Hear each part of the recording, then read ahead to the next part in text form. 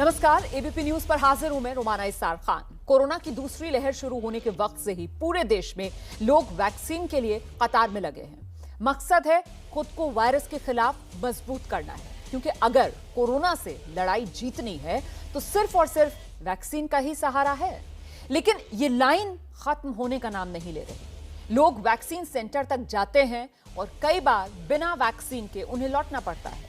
दिल्ली सरकार ने दावा किया कि वैक्सीन की कमी की वजह से उसे 100 से ज्यादा वैक्सीनेशन सेंटर्स बंद करने पड़ गए हैं। सिर्फ दिल्ली नहीं, बल्कि महाराष्ट्र, पंजाब, छत्तीसगढ़ की सरकारें भी वैक्सीन की किल्लत से परेशान हैं। तो क्या टीके के मामले में विपक्ष के राज्यों से भेदभाव किया जा रहा है, या फिर वैक्सीन पर सियासत की जा रही है? आज की हुंकार इसी मुद्दे पर।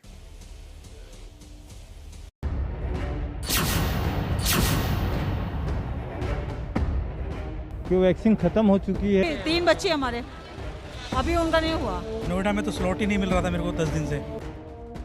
कोरोना की मार के बीच वैक्सीन के लिए शहर दर शहर लंबी लंबी कतार है, लेकिन वैक्सीन का स्टॉक ऊंट के मुंह में जीरे के समान है।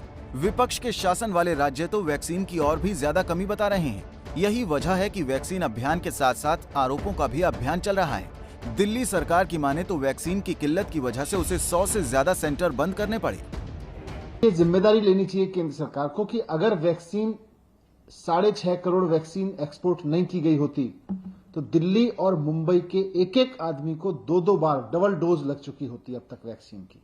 84% जो वैक्सीन भेजी गई है, लगभग 5 करोड़ से अधिक, वो लायबिलिटी के रूप में भेजी गई है, जो आपको करना ही था। सिर्फ दिल्ली ही नहीं, बल्कि महाराष्ट्र, पंजाब और छत्तीसगढ़ भी वैक्सीन की कमी का मुद्दा जोर शोर से उठा रहे हैं। वैक्सीन खरीदना चाहते हैं, दुनिया के बाजार से भी खरीदना चाहते हैं, लेकिन वैक्सीन उपलब्ध नहीं हो रहा है, इसलिए उसको हमारे को थोड़ा गो स्लो करना पड़ेगा। दूसरा, हमारे पास कोई उपाय नहीं है, क्योंकि वैक्सीन उपलब्ध ही नहीं हो रहा है हमारा देश में और दुनिया में। इन कंपनियों से बात करने में या राज्य सरकारों को वैक्सीन उपलब्ध कराने में फिलहाल केंद्र सरकार का कोई सहयोग मिलता हुआ नहीं दिख रहा। लेकिन हम तो डेली उनसे बात करते हैं कि जल्दी से जल्दी, क्योंकि सेंट्रल गवर्नमेंट का कंट्रोल है, उन्हीं के थ्रू ये आती है, वो ही वहां से एलोकेट करते हैं किसको देनी किसको नहीं देनी। वैक्सीन की कमी को दूर करने के लिए मंगलवार को दिल्ली के मुख्यमंत्री अरविंद केजरीवाल ने टीके का फॉर्मूला दूसरी कंपनियों को भी देने का सुझाव दिया था, लेकिन बीजेपी का कहना है कि ये आसान नहीं है। केंद्र सरकार इन दोनों कंपनियों से वैक्सीन बनाने का फार्मूला ले ले और उन सभी कंपनियों को दे दे जो सुरक्षित तरीके से वैक्सीन बना सकती हैं। ये जो वैक्सीन का फॉर्मूला है, ये कोई ऐसा फॉर्मूला नहीं है कि कोई साधारण सा विषय हो और इसका फॉर्मूला हो और आपको फॉर्मूला दे दिया और आपने घर में वैक्सीन बना लिया, या कोई भी कंपनी अपने घर में वैक्सीन बना लेगी और उसका वितरण शुरू हो जाएगा। भारत में अभी तक 17 करोड़ से ज्यादा वैक्सीन डोज लगाई जा चुकी हैं, यानी 9.9% लोगों को वैक्सीन की पहली डोज लगी है, जबकि सिर्फ 2.7% लोगों को वैक्सीन की दोनों डोज लगी हैं। अगर कोरोना पर काबू पाना है तो इस आंकड़े को जल्द से जल्द बढ़ाना होगा।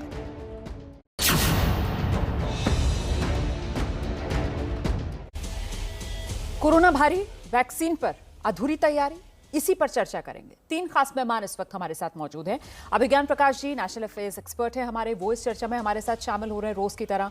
बीजेपी के प्रवक्ता डॉक्टर संबित पात्रा आज की इस चर्चा में हमारे साथ मौजूद हैं, और आम आदमी पार्टी की प्रवक्ता आतिशी इस चर्चा में हमारे साथ शिरकत कर रही है। बहुत स्वागत आप सभी का।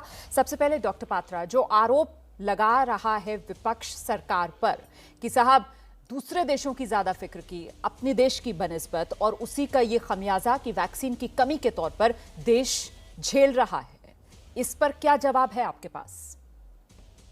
देखिए रोमाना जी, एक महत्वपूर्ण सवाल है और आम जनता भी इस सवाल का प्रश्न जानना चाहती है। वैसे प्रेस कॉन्फ्रेंस हमने डिटेल में किया है, 1 घंटे का ये डिबेट है। आप मुझे सिर्फ 1 मिनट दीजिए, मैं इसको समझाता हूं और वैज्ञानिक दृष्टिकोण से समझा जी। देखिए, 6.5 करोड़ वैक्सीन, 6.5 करोड़ वैक्सीन जो है ये देश से बाहर कल तक भेजी गई थी। कुल मिलाकर के ये एक्सपोर्ट, ये क्यों एक्सपोर्ट हुई? क्या देश में कमी थी और हमने बाहर भेज दिया? ऐसा नहीं। 2 कैटेगरी में ये एक्सपोर्ट हुआ। जो पहला कैटेगरी है उसमें केवल 107 लाख अर्थात 1 करोड़ 7 लाख वैक्सीन एड के रूप में, ग्रांट के रूप में, मदद के रूप में भारत सरकार ने दी। बाकी जो 84% वैक्सीन भेजा गया अर्थात लगभग 5.5 लाख वैक्सीन जो भेजी गई है, वो कमर्शियल और वैक्सीन लाइसेंस लायबिलिटी के रूप में भेजी गई है, अर्थात वो तो आपको भेजना ही। एड किसको दिया गया? तो 1 करोड़ वैक्सीन बाहर भेजा गया। एड उसमें से हमारे जो 7 नेबरिंग कंट्रीज है उनको अधिकांश एड दिया गया, क्योंकि भारत का मानना है, ये एपिडेमियोलॉजी भी है और WHO भी कहती है, आप अपने आसपास के जो बॉर्डर स्टेट्स हैं और जो बॉर्डर कंट्रीज हैं उनको भी बॉर्डर की तरह से प्रोटेक्ट करिए और थोड़ा बहुत अपने नेबर्स को दीजिए। उसमें 78 लाख वैक्सीन हमने 7 देशों को, बाकी 2 लाख हमने United nation peace keeping force को दिया, क्योंकि 6,500 भारत के सैनिक पीस कीपिंग फोर्सेस में मौजूद हैं, उनको हम कैसे बचा सके वहां। बिल्कुल सही बात है। अच्छा, डॉक्टर संबित पात्रा, मेरा एक सवाल है, चलिए एड को तो छोड़ ही देते हैं, लेकिन ये जो कमर्शियल लायबिलिटी जिसमें करीब 5.5 करोड़ डोज भारत ने भेजे विदेश, जो आप कह रहे हैं और लाइसेंसिंग, ठीक है, मैं ये जानना चाह रही थी सर कि इसका कोई टाइम फ्रेम फिक्स था? ऐसा नहीं हो सकता था कि पहले हम अपने यहाँ के लोगों को टीका लगवा दें और उसके बाद हम ये अपनी कमर्शियल और लाइसेंसिंग लायबिलिटीज जो हैं इसको निभाते रहें?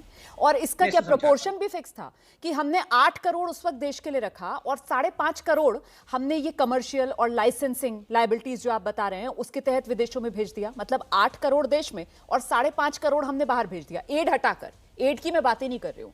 क्या इसमें वो टाइमिंग उसको लेकर और प्रोपोर्शनैलिटी उसको लेकर कोई नीति नहीं अपनाई गई?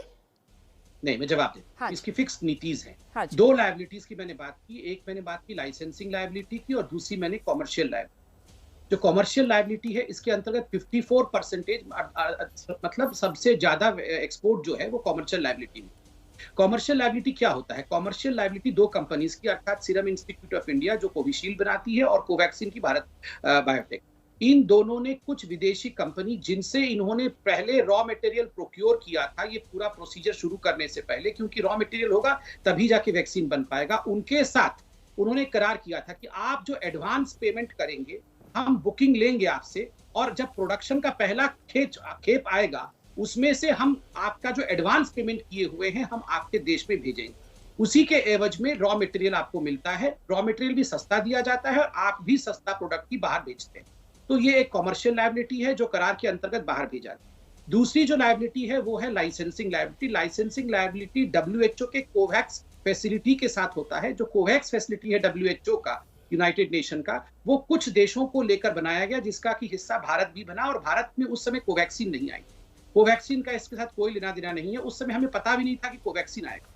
इसलिए हमने करार साइन किया कि जब हम प्रोड्यूस करेंगे वैक्सीन, आप उसका लाइसेंस हमें दीजिए, हम अफोर्डेबल प्राइस में तुरंत WHO को इतना वैक्सीन जो है सप्लाई करेंगे, ताकि WHO हमें लाइसेंस देने के लिए जो मदद कर रहा है हम उसको धन्यवाद दे सकें। उस जेस्चर में हमने दिया और उसके बदले में हमें 97 मिलियन वैक्सीन मिलेगा, तो हमें आने वाला है फॉरेन से। ठीक है सर, ये हमें कब तक मिलेगा 97 मिलियन वैक्सीन? देखिए, स्पुतनिक अभी आ रहा है, आ भी गया है कुछ, और कुछ अगले हफ्ते तक भी आ जाएगा। ये लगातार चलने वाला प्रोसेस है। ठीक है, तो आतिशी, इतनी डिटेल में डॉक्टर संबित पात्रा ने पूरा हिसाब दे दिया वो 6.5 करोड़ वैक्सीन का, जिसे लेकर आम आदमी पार्टी बार बार केंद्र सरकार को कटघरे में खड़ा कर रही है। ये जो जवाब दिए डॉक्टर संबित पात्रा ने, इसके बाद कोई और सवाल बचता है आपके पास? देखिए रोमाना जी, संबित जी डॉक्टर हैं, वरिष्ठ प्रवक्ता हैं भाजपा की, अपनी पार्टी की और अपनी सरकार की, उन्होंने काफी डिटेल में बात रखी, लेकिन उनकी बात से मुझे ऐसा लगता है कि इतने लंबे चौड़े लाइसेंसिंग एग्रीमेंट, इंटरनेशनल एग्रीमेंट पूरी दुनिया में सिर्फ भारत पर लागू है क्या? क्या ये एग्रीमेंट अमेरिका पर नहीं लागू थे? क्या ये अमेरिका यूरोप पर नहीं लागू थे? क्या ये एग्रीमेंट कनाडा पर नहीं लागू थे? किसी भी देश ने जो वैक्सीन मैन्युफैक्चर कर रहा था, अपने लोगों को वैक्सीन देने से पहले वैक्सीन की एक डोज भी अपने देश से बाहर नहीं जाने दी। ठीक है, ये सारे इंटरनेशनल एग्रीमेंट्स की आप बात करते हैं जी। फ्रांस एक इकलौता देश है भारत के अलावा जिसने अपने वैक्सीन की डोजेस में से 1 लाख वैक्सीन की डोजेस, सिर्फ मात्र 1 लाख एक्सपोर्ट किए, वो भी अपने डोजेस पूरे होने के बावजूद। अच्छा, और भारत सरकार क्या कर रही थी? हाँ। भारत सरकार पाकिस्तान को भेज रही थी, भारत सरकार बांग्लादेश को भेज रही थी, भारत सरकार अरब के देशों को भेज रही थी, भारत सरकार अमेरिका और कनाडा तक को भेज रही थी। ठीक है, और 6.5 करोड़ वैक्सीन मिलने के बाद ये कह रहे हैं कि जी हमें 1 करोड़ से कम भी वापस कहीं ना कहीं से मिलेगी, तभी मिलेगी। हमारे देश में लोग हॉस्पिटल्स में भर्ती हो रहे हैं, मर रहे हैं, जीने मरने की कगार पर खड़े हैं, लेकिन और खासकर कि जो दिल्ली और मुंबई के लोग हैं जिन्होंने सबसे ज्यादा कहर झेला है इस महामारी का पिछले 1.5 साल में, ये 6.5 करोड़ डोजेस दिल्ली और मुंबई की सारी जनता को दोनों डोजेस वैक्सीन। ठीक है, आपने जो पॉइंट उठाया है मैं उस पर जवाब लेती हूँ डॉक्टर संबित पात्रा से। डॉक्टर संबित पात्रा, यहाँ पर एक बड़ा वैलिड पॉइंट है जो आतिशी लेकर आई हैं, इसका प्लीज जवाब दीजिए। भारत की धरती पर ये कंपनियां प्रोडक्शन कर रही हैं, भारत की जमीन से उड़कर हवाई जहाज ये वैक्सीन बाहर लेकर जा रहे हैं, भारत में कोरोना काल संकट काल बना हुआ है। ऐसे हालात में भी क्या भारत सरकार रेगुलेट नहीं कर सकती थी? हम रेगुलेट नहीं कर सकते थे सर? भारत सरकार क्या मूक दर्शक बनी रही? जो बात यहां पर आतिशी कह रही है। देखिए, जहां तक रेगुलेट करने का सवाल है, भारत सरकार केवल और केवल जो एड में वैक्सीन दिया गया, भारत सरकार उतना ही रेगुलेट कर सकती है। अच्छा। और यहाँ तो मुझे लगता है कोई भी ये कहेगा नहीं कि जो हमने यूएन पीस कीपिंग फोर्स को दिया और हमारे जो 7 नेबरिंग कंट्रीज को दिया 78 लाख वैक्सीन, उसको रेगुलेट करने की आवश्यकता थी। जहां तक 5.5 करोड़ वैक्सीन की बात की, जो 84% बनता है 6.5 करोड़ वैक्सीन का, उसको रेगुलेट नहीं किया जा सकता है। क्योंकि आप देखिए, जब कोवैक्सीन हमारे देश में नहीं बना था, उसका वेयरविथॉल नहीं आया था, उस समय केवल और केवल कोविशील्ड पे हम डिपेंडेंट। उस समय हमें पता भी नहीं था कि कोवैक्सीन हम बनाने में सक्षम होंगे। उस समय दूरदर्शिता दिखाते हुए हमने ये करार साइन किए, और चूंकि ये इसका लाइसेंसिंग अथॉरिटी कोविशील्ड का एस्ट्राजेनिका है, आप याद करिए कि एस्ट्राजेनिका ने भी अपने कॉमर्शियल राइट्स रखते हुए कुछ हस्ताक्षर बाहर के देशों के साथ बीच में आना चाहती हूँ। आपकी बात सुनकर ना मुझे डर लग रहा है। मतलब मैं ये जानना चाह रही हूँ कि इन कंपनियों ने, जिन्होंने भारत की धरती पर ये वैक्सीन बनाई है, इन्होंने सारे कमर्शियल एग्रीमेंट्स विदेशों में ही साइन किए, या हमारी सरकार ने भी इनके साथ कोई एग्रीमेंट किया है कि कल को ये कोविशील्ड जो है वो कहने लगे साहब भारत सरकार तो मुझसे 150 में खरीद रही है, अमेरिका में तो मुझे इसी वैक्सीन के लिए 1400 रुपए मिल रहा है, मैं तो नहीं दे रहा जी आपको, मैं तो पहले अमेरिका को सप्लाई करूंगा। मतलब नहीं, सर, मतलब वहां रेगुलेट किया हुआ है या मतलब कुछ है ही नहीं, रेगुलेशन कुछ है ही नहीं, सारा हमने विदेशों पर छोड़ दिया इन कंपनियों को? बिल्कुल नहीं। हाँ जी, बिल्कुल रेगुलेशन है। अच्छा, 150 रुपीज में हमें दिया केंद्र सरकार को, 300 रुपए में स्टेट को दे रही है। ये सब कैप्ड प्राइसेस है और ये सब रेगुलेशन के अंतर्गत हो रहा है। मगर अंतर्राष्ट्रीय रेगुलेशन भी कुछ होता है। WHO को, जब मैंने कहा WHO का कोवैक्स फैसिलिटी है, ये तो यूनाइटेड नेशन का रेगुलेशन है। और जब ये कहा जाता है कि अमेरिका ने क्यों नहीं दिया, देखिए रॉ मटेरियल कहां से आ रहा था? आप याद करिए, बीच में अमेरिका ने भी कहा था कि हम रॉ मटेरियल नहीं देंगे। उस समय हाहाकार तो हमारे देश में भी मच गया था। ये तो भला हो कि प्रधानमंत्री जी ने, बाद में अजीत डोभाल जी ने, सबने बातचीत की और इस विषय को सुलझा लिया गया। देखिए, ये इस प्रकार से नहीं होता है। पूरा विश्व एक आइलैंड के रूप में फंक्शन नहीं करता, उसके कुछ करार है। और आपने अभी सुना होगा कि इस प्रकार भारत दिन रात एक कर रहा है साउथ अफ्रीका के साथ मिलकर, बाकी अंडर डेवलप्ड कंट्रीज के साथ मिलकर के, कि WHO में और UN में जो ट्रिप्स की एग्रीमेंट है, ये जो इंटेलेक्चुअल प्रॉपर्टी की एग्रीमेंट है, इसे हटा ली जाए। अगर ये हट जाती है तो सारे लाइसेंस हमारे पास भी आएंगे, तो करार करने की मैं उस पर आऊंगी, मैं उस पर आऊंगी, अभी आगे आऊंगी उस पर कि भाई क्यों नहीं इजाजत दे दी जाती है, छूट दे दी जाती है, फॉर्मूला क्यों नहीं शेयर किया जाता है। लेकिन उससे पहले मतलब कीमत हिंदुस्तान को भुगतनी पड़ रही है। सवाल इसलिए बड़ा होता है कि 6.5 करोड़ वैक्सीन जो है वो विदेशों में भेजी गई, हमें ये नजर आता है, और फिर हमें ये दिखता है कि साहब अपने देश में वैक्सीन की किल्लत है, और फिर ये आंकड़े सामने आ जाते हैं कि ये 6.5 करोड़ डोज अगर ये विदेश नहीं भेजे जाते तो जिस तरीके से आतिशी, आम आदमी पार्टी और तमाम मीडिया बाकायदा वो आंकड़ा दिखा रही है कि उससे पूरी दिल्ली और मुंबई की जो आबादी है उसे 2-2 डोज मिल जाते हैं वैक्सीन के। इसी वजह से सवाल जो है वो नियत पर भले ना हो, अभिज्ञान प्रकाश जी, नियत पर सरकार की भले ना हो, लेकिन नीति पर, वैक्सीन विदेशों में भेजने की टाइमिंग पर क्या नहीं उठेंगे इस समय? 2-3 बातें बिल्कुल क्लैरिटी से एक पॉइंट रख दो। पहली बात, जो संबित पात्रा ने एक्सप्लेनेशन दिया है, संबित पात्रा जी ने, ये एक्सप्लेनेशन सही है उनकी तरफ से। ये बात सच है कि ये इंटरनेशनल कमर्शियल एग्रीमेंट्स थे, लेकिन सवाल रोमाना तो आज देश के सामने है कि आपने क्या ऐसे एग्रीमेंट्स कर डाले कि हमको जो वैक्सीन चाहिए थी वो पहले किसी और को मिल गई। यही प्रश्न उठा रही ना आप। बिल्कुल यही। मैं आपको बताता हूं, इसीलिए मैंने कहा सर कि सवाल भले ही भारत सरकार की नियत पर नहीं, लेकिन सवाल इस वैक्सीनेशन नीति की भारत सरकार की और टाइमिंग पर। जी, संबित पात्रा ने जो इंटरनेशनल रिलेशंस को देखते हुए संबित पात्रा ने जो एक्सप्लेनेशन दिया है वो सही है, वो गलत नहीं है। हाँ, बहुत सारे लोग बोलेंगे मैं इसको जनरलाइज कर रहा हूं, आप जानते हैं मैं अंतर्राष्ट्रीय मसलों से बहुत जुड़ा रहता हूं, वो सही है। प्रॉब्लम क्या हुई, जहां पर दिक्कत क्या आई? दिक्कत आती है कि जब आप इस तरह की विषम परिस्थितियों में होते हैं जिसको आप एंटिसिपेट भी नहीं कर सकते जिस तरह से सेकेंड वेव का कहर आया है। आप नेगोशिएट करते हैं। सबसे इंपॉर्टेंट पॉइंट यहां पर क्या आया, खुद संबित पात्रा ने माना कि आपको रॉ मटेरियल प्रोक्योर करना था और रॉ मटेरियल प्रोक्योर करके ही दवाई बनती, वैक्सीन बनती और उसका प्रोडक्शन होता, राइट। उसके प्रोक्योरमेंट के प्रोसेस में आपसे करार करा लिए गए कि आप हमसे इन शर्तों पर ये रॉ मटेरियल लेंगे और हम आपसे इन शर्तों पर इतनी वैक्सीनेशन लेंगे। मैं एड वाली वैक्सीन के हिस्से की बात नहीं कर रहा हूं, 78 लाख से संबित पात्रा ने रेफर किया। यहीं से इंडिया के लिए प्रॉब्लम शुरू हुई क्योंकि आप प्री कमिट हो गए और आपको वो देना ही देना है क्योंकि वो एक करार हो गया, पहला पॉइंट।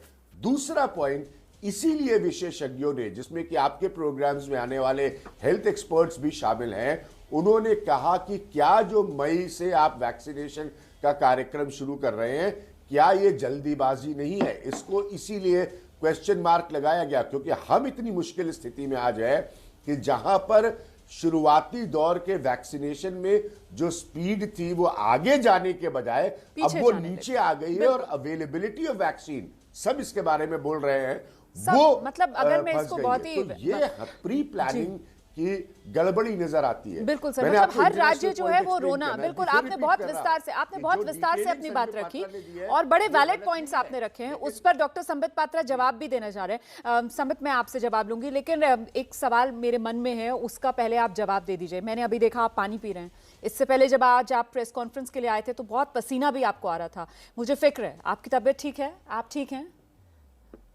देखिए, मेरे घर में आज बिजली नहीं है, मैं इमरजेंसी लाइट में आज रह रहा हूँ, बहुत गर्मी है, मौसम तो गर्मी का है। बस ठीक है, मुझे फिक्र हुई इसलिए क्योंकि कभी ऐसा मैंने देखा नहीं कि आप डिबेट के बीच में पानी पी या प्रेस कॉन्फ्रेंस करने आए तो इतना पसीना बहे, इसलिए मेरा ये सवाल आपसे था। जी, आज सुबह से हमारे घर में बिजली नहीं है तो यहाँ इमरजेंसी लाइट लगा के मैंने प्रेस कॉन्फ्रेंस भी किया था और अभी ये कोरोना काल है और संकट काल है, इसीलिए सबकी फिक्र होती है और दुआ यही कि हम सब स्वस्थ रहें। जी प्लीज, आपने वो आरोप सुने, आपने बात सुनी अभिज्ञान प्रकाश जी की, उन्होंने एक तरीके से जो नीति अपनाई गई उसको और हम बेहतर बना सकते थे, आपने सुना, इस पर आप जवाब दीजिए। मैं इसको जवाब, देखिए अभिज्ञान जी ने 2-3 बहुत महत्वपूर्ण विषय रखे हैं। पहले तो उन्होंने रखा कि कहीं ना कहीं भारत ने अपने आप को प्री कमिट कर, हाँ जी, क्योंकि रॉ मटेरियल हम लाए तो हमने एक करार उस समय साइन किया कि ठीक है हमारी कॉमर्शियल लायबिलिटी रही। देखिए हमारे पास 2 ही ऑप्शन थे, या तो हम प्री कमिट करते, रॉ मटेरियल लाते, वैक्सीन बनाते और उसके बाद उसका कुछ पोर्शन हम बाहर बेचते और कुछ अपने देश के लिए रखते, या तो हम रॉ मटेरियल लाते ही नहीं, वैक्सीन बनाते ही नहीं, ना ही हम बाहर बेचते, ना ही अपने देशवासियों के लिए रखते। तो आप सोचिए कि दोनों में से कौन सा ऑप्शन अच्छा रहता। दूसरा है, मैं आपको एक उदाहरण दे रहा हूं, मैंने आपको कहा कि कॉमर्शियल लायबिलिटी में एक बहुत बड़ा चंक 54% कॉमर्शियल लायबिलिटी में गया है और बाकी 30% जो है वो WHO के लाइसेंसिंग लायबिलिटी में गया है। ये जो 54% है उसमें 14% यूनाइटेड किंगडम को गया है। मैं एक इंटरेस्टिंग बात बताऊंगा, अब यूनाइटेड किंगडम एस्ट्राजेनेका जो है ये यूनाइटेड किंगडम, ब्रिटिश और स्वीडन की कंपनी है, तो इन्होंने भी अपना जब ये लाइसेंस दिया था तो एक कहा था कि पर मंथ 50 लाख वैक्सीन आप हमें देंगे जो भी आप बनाएंगे, मगर we put a foot down, India ने कहा सवाल ही नहीं उठता है, हम 50 लाख वैक्सीन देंगे ही नहीं। और आपने सुना होगा न्यूज में एस्ट्राजेनेका ने मना कर दिया कि हम लाइसेंस देंगे नहीं।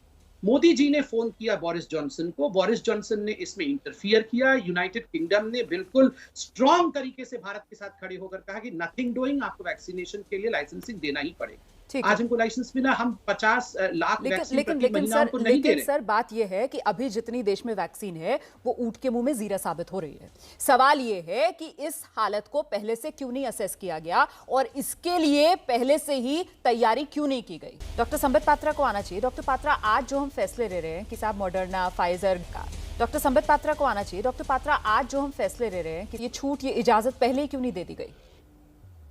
देखिए मैं 2 चीजें कहूंगा जी। जहां तक ये वैक्सीनेशन का सवाल है, आप याद करिए आज से इससे 1 महीने पहले लोग वैक्सीन लगाने को तैयार नहीं। आप याद करिए किस प्रकार की वैक्सीन हेजिटेंसी थी। जो मैन्युफैक्चर इंडिया में भी हुआ उसमें से जो पोर्शन स्टेट्स को भेजा गया, एक बड़ा पोर्शन वेस्टेज में गया। यहाँ तक कि दिल्ली जैसे महत्वपूर्ण राज्य जहां बहुत लोग पढ़े लिखे हैं और ऑफकोर्स जो फ्रंट लाइन वर्कर्स हैं और जो हेल्थ वर्कर्स हैं वो तो पढ़े लिखे ही हैं, उसमें भी आप देखेंगे डबल डोज लगा हुआ केवल 60% हेल्थ वर्कर्स हैं और 45% फ्रंट लाइन वर्कर है, अर्थात जो सबसे ज्यादा पढ़े लिखे लोग हैं उन्होंने भी दोनों डोज 100% वैक्सीनेशन की अवेलेबिलिटी होते हुए भी नहीं लगाया। जी। कारण क्या था? कहीं ना कहीं वैक्सीन हेजिटेंसी बहुत बड़े तादाद में भारतवर्ष में उस समय मौजूद था जब इनिशियली भारत ने वैक्सीनेशन शुरू किया। तो स्वाभाविक है जब आपकी ही डोज खपत नहीं हो रही है, वही वेस्ट हो रही है, तो आप 1 महीने पहले 2 महीने पहले बाहर के डोजेस को क्यों ऑर्डर करेंगे? नंबर 1। आतिशी बैठी हुई है मेरे साथ, आप आतिशी जी से पूछिए। हम और आतिशी डिबेट में आए थे इस फेज के शुरू होते हुए। आतिशी ने कहा था हमने एंटिसिपेट नहीं किया, exact words of Atishi where कि हमने एंटिसिपेट नहीं किया था कि ये वेव इतना बड़ा होगा। जब आतिशी जी और अरविंद केजरीवाल जी ने भी एंटिसिपेट नहीं किया था, उन्होंने भी ऑर्डर नहीं प्लेस किया, स्वाभाविक है। जब एंटिसिपेट ही नहीं किया तो ऑर्डर नहीं प्लेस किया, ऑर्डर नहीं प्लेस करने से मैन्युफैक्चर नहीं हुआ। ये तो वैलिड पॉइंट है, बिल्कुल ये वैलिड पॉइंट है आतिशी, क्योंकि देखिए वैक्सीनेशन हेजिटेंसी थी। मैंने खुद इस पर शो किया कि कितने लोग ऐसे हैं जो फ्रंटलाइन वर्कर्स थे, वो भी इस तरीके से भ्रमित और गुमराह थे कि सेकेंड डोज के लिए उनमें से भी बहुत से लोग सामने नहीं आ रहे थे। ऐसा शो खुद मैंने एबीपी न्यूज पर किया। तो कुल मिलाकर वैक्सीन को लेकर इस वक्त जिस तरीके से सवाल उठाए जा रहे हैं, क्या ये जरूरत से ज्यादा राजनीतिक हैं आतिशी? और ये सवाल इसलिए भी क्योंकि देखिए आपसे कुछ देर पहले भारत बायोटेक की को-फाउंडर है सुचित्रा एला, उन्होंने ट्वीट करके ये कहा है कि साहब हमने 18 राज्यों को वैक्सीन भेजी 10 तारीख को, और इसमें वो दिल्ली का जिक्र भी कर रही है कि दिल्ली को भी भेजी हमने वैक्सीन। तो परसों कितने डोज वैक्सीन के आए थे, क्या वो सब लग गए? आपके पास अपडेट है आतिशी? मुझे आतिशी की आवाज नहीं आ रही है। अब आ रही है आवाज? जी जी आ गई, आवाज आ गई जी। मैं 3 या 4 इसमें रिस्पॉन्सेज जरूर देना चाहूंगी रमाना जी। सबसे पहली बात, वैक्सीन हेजिटेंसी को दूर करने का तरीका ही यही है कि आप वैक्सीनाइजेशन को यूनिवर्सलाइज करते। जितने ज्यादा लोग इम्यूनाइजेशन के लिए सामने आते, उसी से सबका कॉन्फिडेंस बढ़ता है। और खास करके 18+ को जब आप एक अपॉर्चुनिटी देते हैं तो यूथ सामने आता है जो बढ़ चढ़ के वैक्सीन करवाता है, पहली बात। ठीक है। तो वैक्सीन हेजिटेंसी को भी दूर करने का एक ही तरीका था और वो था यूनिवर्सलाइजेशन। लेकिन ये कोई भी आर्ग्यूमेंट नहीं है, मतलब प्रवक्ता है संबित जी, इसलिए उन्हें अपनी सरकार को डिफेंड करना पड़ रहा है, लेकिन वैक्सीन हेजिटेंसी कोई भी कारण नहीं हो सकता था सेंट्रल गवर्नमेंट की टोटल लैक ऑफ प्लानिंग और मिसमैनेजमेंट का। क्यों और वैक्सीन को अप्रूवल नहीं दिया गया? दुनिया भर में फाइजर को अप्रूवल मिला, भारत में नहीं मिला। क्यों ग्लोबल टेंडर्स नहीं हुए? क्यों मॉडर्ना, जॉनसन जॉनसन, फाइजर की वैक्सीन, स्पुतनिक की वैक्सीन को लाया नहीं गया देश में? वो तो कह रहे हैं ना कि भाई वैक्सीन हेजिटेंसी थी, बर्बाद हो जाता, हम क्यों देते? वो ये कह रहे हैं, उन्होंने यही तो कहा है। हाँ। जब आप सिर्फ बुजुर्ग लोगों के लिए वैक्सीन खोल रहे हैं 45+ से ज्यादा, पहले तो 60+ के लिए खोली थी, स्वाभाविक है कि जितने सीनियर सिटीजन होंगे उनमें हेजिटेंसी ज्यादा होगी। लेकिन आपको तो ये ऑर्डर पहले ही प्लेस करना था, even before you started vaccinating frontline workers and health care workers. उससे पहले ही अगर आपको तब तो पता भी नहीं था कि वैक्सीन हेजिटेंसी होने वाली है। हाँ। आपको वो ऑर्डर तभी प्लेस करने की जरूरत थी अगर भारत जैसे 2 बिलियन आबादी के देश को आपको 100% वैक्सीनेट करना था। लेकिन आप तो तब वहाँ के बंगाल के इलेक्शंस में। ठीक है, आप जो सवाल उठा रही है मैं उस पर संबित से जवाब लूंगी। और साथ ही जो मैंने दूसरा सवाल आपसे ही पूछा था, मैंने आपसे ही दूसरा सवाल पूछा कि ये जो सुचित्रा एले ने कहा है ट्वीट करके कि साहब 18 राज्यों को हमने वैक्सीन दी, 10 मई का वो जिक्र कर रही है, वो दिल्ली को भी वैक्सीन देने की बात कर रही है, तो परसों कितनी डोज वैक्सीन मिली थी? वो सब इस्तेमाल हुई? दिल्ली को, एक सेकेंड, मैं सवाल पे आऊंगी, लेकिन एक पॉइंट उससे पहले मैं जरूर ये कहूंगी कि जो ये इंटरनेशनल कमिटमेंट्स ही कह रहे हैं, ये इंटरनेशनल कमिटमेंट्स बाद में भी फुलफिल किए जा सकते थे। क्यों?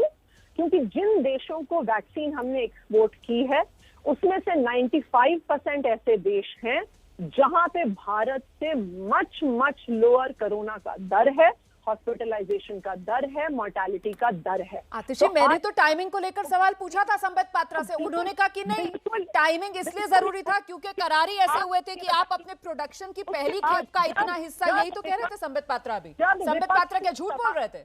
जब विपक्ष ने सवाल उठाया, जब विपक्ष ने हल्ला करना शुरू किया, तब भाजपा की केंद्र सरकार ने रोक लगाई। तो जो वो रोक उन्होंने 6.5 वैक्सीन के बाद लगाई थी, वो पहले भी लगा सकते। अच्छा हाँ संबित पात्रा, ये बाद में तो रोक लगा दी, तो फिर मतलब रेगुलेशन कर सकते थे आप लोग क्या? बाद में तो रोक लगाई जी। मैंने आपको स्पष्टतः आरंभ में ही कहा हाँ कि जी। रोक भी जो लगी है और जो सैंक्शन भी हुआ था वो केवल एड पे, हम ज्यादा एड कर सकते थे। अच्छा, जो हमने 1,07,00,000 ये कमर्शियल और लाइसेंसिंग वाले में कुछ नहीं हो सकता है? ना, उसमें हम कुछ नहीं कर सकते तो हैं। कमर्शियल और लाइसेंसिंग वाला जितना था सब भेज दिया है, क्योंकि अब तो रुका हुआ है, अब तो कुछ भेजा नहीं जा रहा है विदेशों में, वो सारा पूरा हो गया है। अमेरिका रोक सकता था, देखिए, मुझसे फ्रांस सवाल रोक पूछा सकता गया था, तो मैं कनाडा आराम से रोक बोल सकता सकता था, हूँ या ऐसे पर चिल्ला के मोदी बोलना जी है। नाकाम थे। देखिए, आतिशी जी भी चिल्लाएंगे, सब चिल्लाएंगे, तो मुझे लगता है आतिशी, मैंने सवाल देखिए, पूछा, सुन लेते हैं ना जब जवाब। जब फैक्ट्स होता है तो चिल्लाने की कोई आवश्यकता नहीं। मैं तो शांतिप्रिय तरीके से बात करने को तैयार हूँ। जी, जी। देखिए, एड जो है, एड भारत के सरकार के हाथ में, किसको कितनी मदद करनी है वो बिल्कुल रोका हमने। हम उससे ज्यादा भी एड दे सकते थे, हमने रोक दिया क्योंकि यहाँ पर डिमांड बढ़ने लगी। दूसरी बात है, जहां तक कॉमर्शियल और लाइसेंसिंग लायबिलिटी है, लाइसेंसिंग लायबिलिटी में तो आपको देना ही है WHO। कॉमर्शियल लायबिलिटी में तो मैंने आपको बताया 50 लाख का डिमांड था, हमने उल्टे उस पे इंटरफियर करके किस प्रकार उस डिमांड को कम किया जाए, बल्कि उसको बिल्कुल कैंसिल किया जाए, उसमें बोरिस जॉनसन की मदद ली हमने यूके की मदद ली, वरना ये सब हो ही नहीं पाता। 2-3 बातें जो यहाँ पे उठाया गया, मैं उसका जवाब देता हूँ। पहले इन्होंने कहा कि 45 प्लस के बदले पहले से ही 18 प्लस को खोल देना चाहिए था, ऐसा नहीं है। देखिए रोमाना जी, WHO के कुछ गाइडलाइंस है, मैं आपसे भी रिक्वेस्ट करूंगा आप लोग भी इस पे प्रोग्राम करिए। WHO ने बिल्कुल गाइडलाइन जारी किया है कि इसमें जो है, जो सबसे ज्यादा मॉर्बिडिटी और मोर्टेलिटी जो एज ग्रुप फेस करता है वो 45 प्लस जिसके साथ कोमॉर्बिडिटी होती है वो लोग, उससे ज्यादा फ्रंटलाइन वर्कर, हेल्थ वर्कर और 60 के ऊपर वाले होते हैं। तो एक ग्रेडेड अप्रोच होना चाहिए। 88% मोर्टेलिटी जहां है, पहले आप उसको बचाइए, क्योंकि हम 130 करोड़ जनता को 2-4 दिन में या 1 महीने में वैक्सीनेशन करेंगे। अब ऑर्डर तैयारी तो सबके हिसाब से करेंगे संबित जी, आप ऐसा थोड़ी कर सकते हैं। नहीं, देखिए, मैंने आतिशी जी बीच में करेक्शन कर दिया था, मैं आपके बीच में आतिशी जी बिल्कुल नहीं बोल रहा था। आप सुन लीजिए, मैं जनता को समझाने का प्रयास कर रहा हूँ। तू मैं हम बाद में कर लेंगे। देखिए रोमाना जी, इसके वेल डिफाइंड गाइडलाइंस है। 88% मोर्टेलिटी जहां है, उन लोगों को पहले हमें ठीक है, समझ गए। आप ये कह रहे हैं कि साहब यूनिवर्सल वैक्सीनेशन इसलिए नहीं शुरू किया क्योंकि WHO के गाइडलाइंस हैं, उसके हिसाब से हमने ये वैक्सीनेशन का प्लान बनाया। ठीक है, जल्दी से सर मैं आ रही हूँ। कागज दिखाना चाहूंगा, इनके पास वैक्सीन आज के डेट में मौजूद है, मैं दिखा देता हूँ। दिल्ली कोविड वैक्सीनेशन बुलेटिन कल का है, 11 मई 2021। मुझे बड़ा आश्चर्य हुआ कि मनीष सिसोदिया जी ने कहा इनको मात्र 3.5 लाख वैक्सीन मिले हैं। हाँ। आप यहाँ देख सकते हैं, कैमरा नहीं है मगर मैं आपको दिखाता हूँ कि state supply for the age of 16-44 years covid vaccine received age on date. कल इन्होंने रिसीव किया था 5.5 लाख। और नीचे आप देख सकते हैं क्या लिखा हुआ है, 2,67,690 doses of Covishield vaccine for 18-44 years category expected to arrive by today, that is 11th May evening। मतलब 11th May के इवनिंग तक इनके पास 8.5 लाख डोजेस कोवैक्सीन और कोविशील्ड इत्यादि के मिला के होने चाहिए। इसका कोई जवाब देंगी आप आतिशी? इसका जवाब देंगी आप ही का डॉक्यूमेंट है ये, मेरा आतिशी इसका जवाब देंगी? जी, ये वैक्सीन इस्तेमाल हो गई है सारी?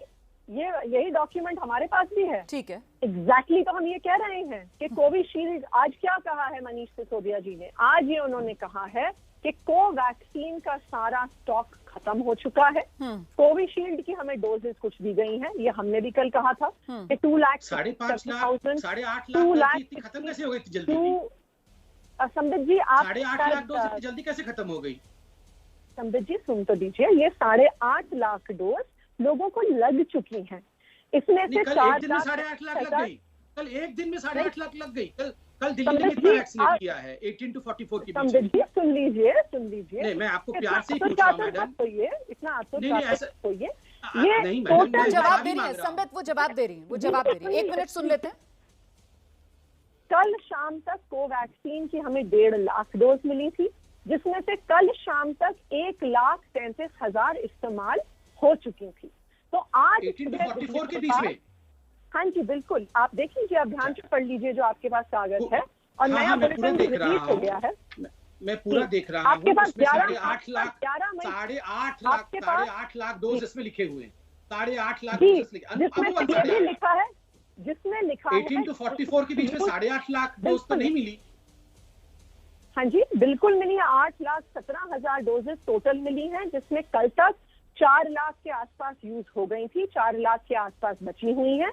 लेकिन देखिए मैं बताता हूँ कल 10 मई को आपने दिया 64,000 लोगों को जो कि 18 से 44 के बीच में थे, और कुल मिला के आपने 18 से 44 के बीच में दिया 3,65,262। यही आपके डॉक्यूमेंट में लिखा हुआ है। और कुल जो हिसाब वैक्सीनेशन का 18 to 44 के बीच में है वो 8.5 लाख का है। तो बाकी कहाँ गई? आपने क्यों कहा कि बंद कर दिया हमने?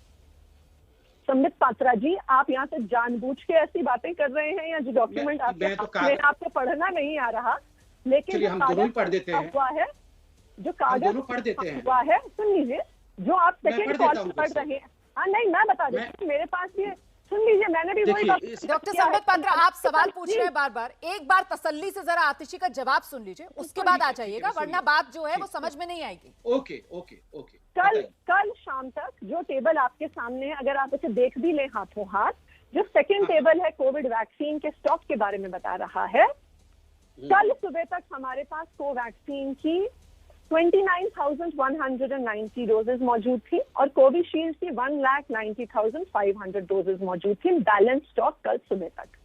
कल लगने के बाद आज सुबह तक कोवैक्सीन हमारे पास मात्र 16,000 डोजेज, जो भी आज दिन भर में खर्च हो गई होंगी। हमने जब भारत बायोटेक को चिट्ठी लिख के कहा कि कोवैक्सीन की डोजेज हमारे पास खत्म हो गई हैं, तो भारत बायोटेक हमें ये चिट्ठी भेजता है जिसमें ये स्पष्ट लिखा हुआ है कि हम भारत सरकार, केंद्र सरकार के आदेश के अनुसार आपको और कोवैक्सीन की डोजेस नहीं दे सकते हैं। आज दिन में हमारे 100 सेंटर्स जो कोवैक्सीन वैक्सीनेशन दे रहे थे 18 to 44 में, वो आज टेम्परेरली क्लोज हो गए हैं। 44 सेंटर्स बचे थे जहां पे आज कोवैक्सीन लग रही थी, वो भी सेंटर्स आज के बाद बंद हो जाएंगे। मेरे मन में एक सवाल है डॉक्टर संबित पात्रा, विदेशों में जब हमने वैक्सीन भेजी तो वहां पर तो भारत सरकार ने कुछ रेगुलेट नहीं किया, ये देश के अंदर राशनिंग, ये अधिकार केंद्र सरकार ने अपने पास क्यों रखा हुआ है? मतलब ये डायरेक्टली राज्य क्यों नहीं खरीद सकते हैं? हाँ, मैं बता रहा हूँ, कोई राशनिंग नहीं रखा हुआ है। आप देखिए, मैं आपको समझा देता हूँ। देखिए, इन्होंने खुद कहा यहाँ पर, अभी आप देखिए, जो मैं इसको एक सेकंड में ये समझा दूं पहले। नहीं, मतलब अभी आतिशी ने बताया ना कि साहब उनको कंपनी की तरफ से कहा गया कि साहब भारत सरकार की तरफ से जो कहा जाएगा हम उतनी वैक्सीन देंगे आप। कंपनी का भी मैं जवाब देता हूँ। पहले कंपनी का जवाब। कंपनी को क्या इन्होंने ऑर्डर प्लेस किया था, ऑर्डर प्लेस नहीं किया था। दोनों चिट्ठी जिसको मनीष सिसोदिया जी ने ट्वीट किया है 26 तारीख की। देखिए, फिर मैं एक बार प्लीज बोल लूं अब रुमाना जी प्लीज। देखिए, ये जो दोनों चिट्ठी है, ये दोनों चिट्ठियां जो है जिसको मनीष सिसोदिया ने ऑर्डर लेटर के रूप में प्रस्तुत किया, मैं उस चिट्ठी का एक लाइन पढ़ देता हूं। Under the provision of the A4 strategy, health and family welfare department, government of NCP Delhi is planning to procure 67 lakh doses of Covaxin, और फिर दूसरी चिट्ठी में 67 lakh doses of Covishield। देखिए, आप बताइए, कुछ planning to procure and placing an order to procure, इन दोनों में फर्क है कि नहीं? मतलब मैं BMW खरीदने को सोच रहा हूं, वो अलग है, और BMW खरीद के ले आना ये अलग है। सर, वो प्लानिंग के लेवल पर ही उनके तो पर कतर दिए गए ना, क्योंकि अभी आतिशी बता देंगे किस तरीके से भारत सरकार के अधिकारी की तरफ से 29 अप्रैल को चिट्ठी लिखी गई और उसमें बता दिया कि साहब आपको तो इतने हजार इसके और इतने लाख इसके मिल सकते हैं डोज। सुनिए, मैं बताता हूँ, मैं इसको एक्सप्लेन करूंगा। रोमाना जी, जब कोई स्टेट ऑर्डर प्लेस नहीं करता है, उसका अर्थ ये नहीं है कि उसको कुछ भी नहीं मिलेगा। आप ऑर्डर प्लेस मत करिए, फिर भी प्रो राटा बेसिस पे कि चलिए आपके पास 18 से 44 के इतने लोग हैं, इसमें इतने डोज सभी राज्यों को दिए जाएंगे। 18 राज्यों को प्रो राटा बेसिस पे, अर्थात कुछ डोजेस कंपनी की तरफ से दिए गए, और ये प्रो राटा बेसिस में रिकमेंडेशन भारत सरकार ने सर, सवाल तो ये है कि आपने राज्यों के हाथ में कटोरा क्यों पकड़ा दिया है वैक्सीन को लेकर? राज्य कटोरा लेकर खड़े हुए हैं, आप ये फॉर्मूला शेयर क्यों नहीं कर लेते? सर, ये फॉर्मूला शेयर क्यों नहीं हो जाता है? हम तो सर मैन्युफैक्चरिंग, सर हम तो हब है ना, हम तो वैक्सीन मैन्युफैक्चरिंग के हब है हिंदुस्तान। तो हम क्यों? जी please Romana ji, sir AstraZeneca पर मत दीजिएगा, भारत बायोटेक वाले पर दीजिएगा। एस्ट्राजेनेका का फॉर्मूला, उस पर हमारा अधिकार नहीं है, लेकिन भारत बायोटेक वाले फॉर्मूले पर तो हमारा अधिकार है ना सर। मैं बिल्कुल देता हूं। देखिए, 2 दिन से अरविंद केजरीवाल जी कह रहे हैं हमको रेसिपी दे दो, हम खुद ही बना लेंगे। देखिए, ये फॉर्मूला जो वैक्सीन का होता है, ये रेसिपी ऐसा नहीं होता जिस प्रकार से हम राजनीति कर रहे हैं। आपने कहा कि कोविशील्ड पे मत बताना, क्योंकि आप खुद ही जान गई हैं कि कोविशील्ड का जो फॉर्मूला है भारत दे नहीं सकता है, क्योंकि कोविशील्ड का फॉर्मूला लाइज एल्सवेयर, वो ब्रिटेन और स्वीडन के पास है, एस्ट्राजेनेका। अब रह गया हमारे पास बायोटेक का, मतलब कोविशील्ड का, जो भारत बायोटेक जिसकी जो कंपनी है। मैं आपको दिखाऊंगा एक आर्टिकल, ये देखिए, कल के पेपर में छपा है, मैं इसको अनआधिकारिक रूप से बता रहा हूँ। ICMR ने सारी कंपनीज को बुलाया है और कहा है कि आप हमसे फॉर्मूला ले लो और आप मैन्युफैक्चर करो। बाकी कंपनियों ने क्या कहा? उन्होंने कहा हमारे पास बायो सेफ्टी लेवल 3 नहीं है, क्योंकि बायो से ये जो वायरस है, कोवैक्सीन वाला जो वैक्सीन है, ये जीवंत वायरस से बनता है, इसलिए इसलिए बहुत बड़ी सेफ्टी लेवल की आवश्यकता है। मतलब आप ये तो कह रहे हैं हिंदुस्तान हमारे केवल देश में पैराशूट- कोई भी ऐसी कंपनी है ही नहीं, मतलब हमारी एक ही कोई कंपनी भी है। कंपनी आत्मनिर्भर है ही नहीं जो वो ये वैक्सीन बना दे, सिर्फ एक कंपनी को छोड़कर, भारत बायोटेक को छोड़कर, आप ये कह रहे हैं? नहीं, एक और कंपनी है जिसका नाम पैनाशिया है, और जिसको केंद्र सरकार ने बिल्कुल निर्देशित किया है कि आप इसके तुरंत जो है सर, और ये जो कंपनियां, ये जो जाइडस वगैरह हैं जो अपनी वैक्सीन बना रहे हैं, या ये और जो कंपनियां जो बना रही हैं सर, उनसे हम मदद नहीं ले सकते हैं? ये तो भाई देश सेवा का काम है ना। अरे सुनिए प्लीज, आतशी जी सुनिए एक सेकंड।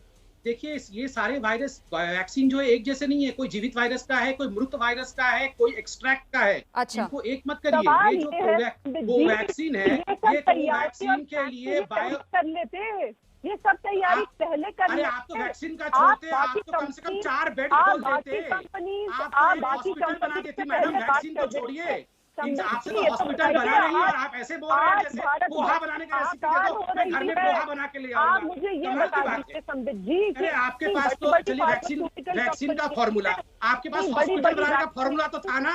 ठीक है, एक मिनट, थोड़ा सा संवेदनशील मामला है, थोड़ा सा संवेदनशील मामला है, लोग मर रहे हैं। आज भी 4200 लोगों की मौत हुई है पिछले 24 घंटे का, ये आंकड़ा है, मैं बता दूं ताकि संवेदनशीलता हम लोग बनाए रखें इस पूरे मामले पर। मुझे लगता है अभिज्ञान जी को आना चाहिए। अभिज्ञान जी, मतलब फॉर्मूला शेयर करने के लिए भारत बायोटेक का तैयार है आईसीएमआर? कल के आर्टिकल का जिक्र कर दिया डॉक्टर संबित पात्रा ने, उसमें यह पता चल रहा है कि साहब कंपनियां कह रही हैं कि हम बना ही नहीं सकते हैं।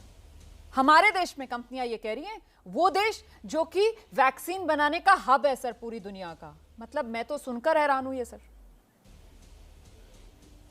अब ये मैं भी सुनकर रहा हूं, मैं इस पर क्या रिएक्शन दूं? मुझे तो नहीं पता कंपनीज के सीरियसली मैं खुद हैरान हूं। मैन्युफैक्चरिंग जैसे संबित कह रहे हैं कि सेफ्टी मेजर्स, हाँ सेफ्टी मेजर्स बहुत ही हाई स्टैंडर्ड्स के होने, तो ये तो कंपनी ही जवाब देंगी। क्या वो अगर फॉर्मूला उनको उपलब्ध करा दिया जाता है तो क्या वो बना सकती है? नहीं, मैं दो बातें जल्दी से बहुत ध्यान से रोज की तरह सारे सबके नोट्स ले रहा था, आतिशी जी के, संबित जी जो कह रहे थे, 2-3 बातें फटाफट ताकि फॉरवर्ड लुकिंग थोड़ा सा स्थिति नजर आए। स्थिति बहुत गंभीर है, ये तो बिल्कुल क्लियर हो गया है कि जो वैक्सीनेशन के प्रोग्राम का ग्राफ एक्सीलरेट करके तेज होकर ऊपर जाना चाहिए था, वो दुर्भाग्यवश नीचे आ गया है।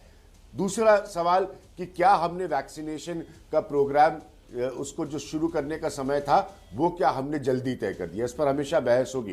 लेकिन तीसरी जो सबसे बड़ी बात है वो मुझे ऐसा लगता है कि अभी फिर यथास्थिति को देखते हुए हम यहां से कहां जाएं और कैसे जाएं।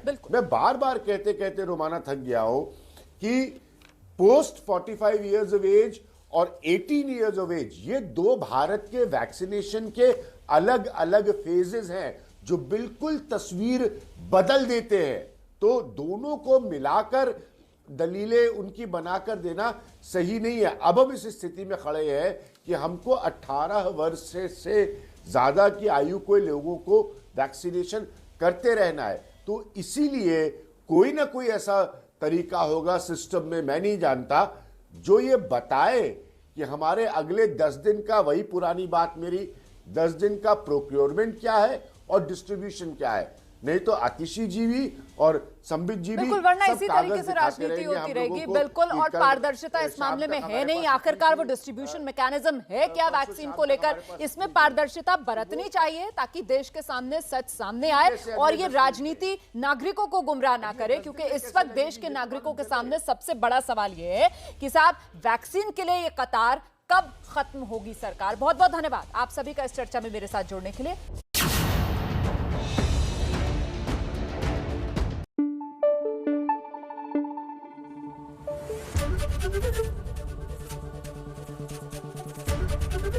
एबीपी न्यूज आपको रखे आगे।